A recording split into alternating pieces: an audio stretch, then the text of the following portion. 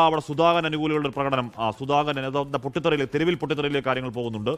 സുധാകരൻ അനുകൂലികളുടെ പ്രകടനം കണ്ണൂരിൽ കാണുകയാണ്. എന്തൊക്കെയോ ആഞ്ഞടിച്ച് പൊട്ടിത്തെറിച്ച് പറയുന്നുണ്ട്. പക്ഷേ അവനെ കൊണ്ടായിട്ട് മുഖ്യമന്ത്രിക്കെതിരായിട്ട് മത്സരിക്കാൻ വേണ്ടി ആക്കിയത് അതിലൊരു തമ്മാടിത്തരല്ലേ? ഒരാള് ഒരു പാർട്ടീനെ ഒരു നിലവാരത്തിൽ വളർത്തി ഏകദേശം ഒരു 90% എത്തിച്ച് എടുക്കുന്ന കൊണ്ടുപോയിട്ട് അങ്ങും നിർത്തല.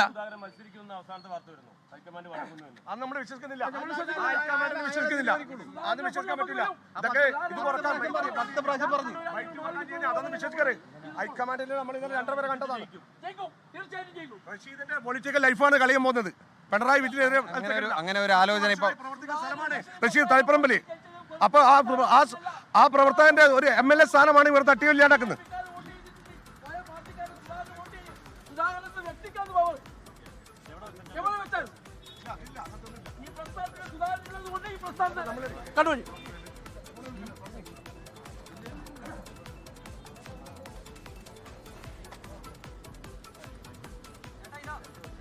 അപ്പോൾ കെ സുധാകരന് അത് ഒരുപാട് പേരുണ്ട്. 1, 2, 3, 4 പേരേ ഉള്ളൂ. കെ സുധാകരനെ മത്സരിപ്പിക്കണം, ഇല്ലെന്നുണ്ടെങ്കിൽ എന്തോ സംഭവിക്കുമെന്നൊക്കെയാണ് കെ സുധാകരൻ അനുകൂലികളുടെ പ്രതിഷേധം. ഒരു പാർട്ടിയെ 90% എത്തിച്ചതിന് ശേഷം മത്സരിക്കാൻ സീറ്റ് കൊടുക്കുന്നില്ല എന്ന് പറയുന്നത് ശരിയല്ലെന്നൊക്കെയാണ് പറയുന്നത്. കെ സുധാകരൻ മത്സരിച്ചിട്ടുണ്ട്. കെ സുധാകരൻ KPC അധ്യക്ഷനായിട്ടുണ്ട്. കെ സുധാകരൻ MP ആയിട്ടുണ്ട്. MP ഇപ്പോൾ ഇരിക്കുകയാണ്. അതല്ലാതെ വഴിയാധാരം നടക്കുന്ന ഒരു നേതാവല്ല കെ സുധാകരൻ. കെ സുധാകരൻ എല്ലാ കാലവും പദവികൾ കിട്ടിയിട്ടുണ്ട്.